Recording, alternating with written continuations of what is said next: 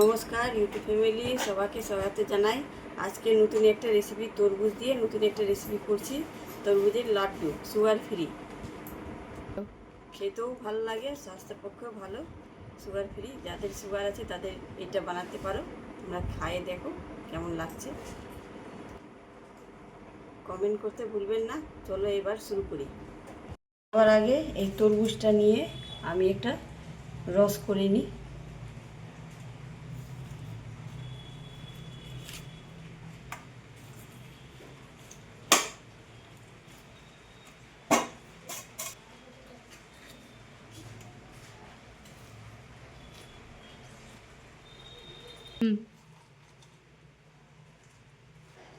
তরমুজ নিয়ে নিয়েছি, এবার এটাকে পেস্ট করব। পেস্ট করে আপনাদেরকে দেখাচ্ছি।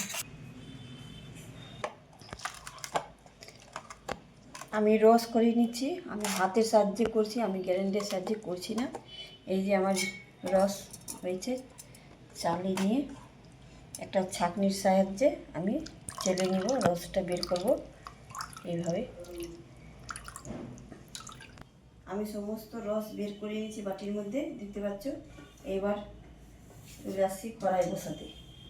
কড়াই বসাই দিলাম, কড়াই গরম হয়ে গেছে। এবার আমি দিয়ে দিচ্ছি সুজি। আমার যতটুকু প্রয়োজন ততটুকুই নিব, তোমরা যতটুকু লাগবে ততটুকুই তোমরা দিবে। এই যে এটা একটু শুকনো খোলাতে ভাজে নিচ্ছি।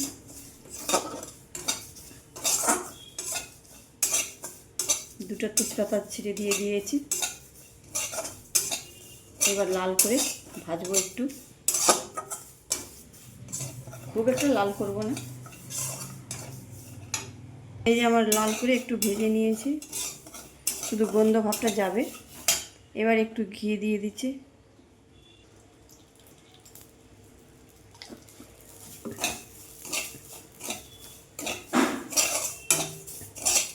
লো ফ্লেমে একটু ভেজে নিয়েছি, দেখতে পাচ্ছ।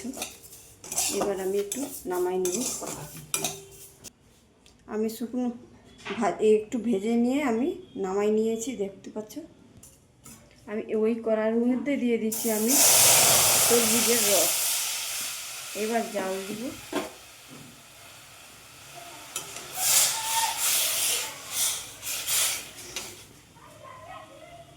একটু আমি ঘি দিয়ে দিচ্ছি।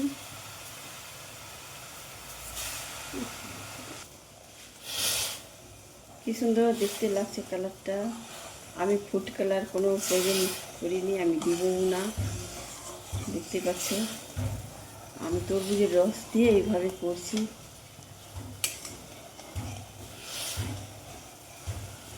এই তরমুজের রসে কিন্তু কোনো রকম ফুড কালার বা কোনো রকম রঙের ব্যবহার করা হয়নি। পুরোপুরি ন্যাচারাল ওয়াটারমেলনের যে কালারটা হয় একদম ওটা, আর খুবই সুন্দর লাগছে দেখতে।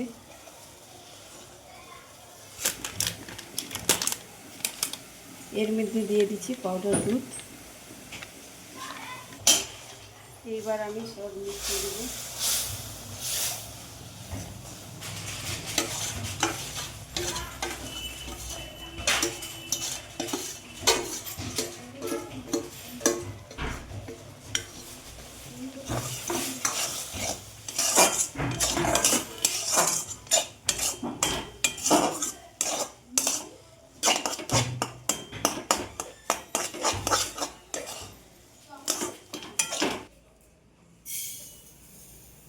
লাড্ডু আমার হয়ে গেল।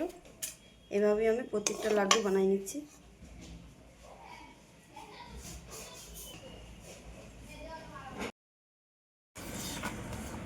এই যে আমার তরমুজের লাড্ডু তৈরি হয়ে গেছে।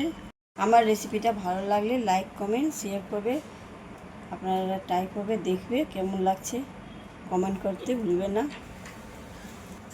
চ্যানেলটা অবশ্যই সাবস্ক্রাইব করে দিবেন। আজকের জন্য এইটুকুই, আবার নেক্সট ভিডিওতে দেখা হচ্ছে।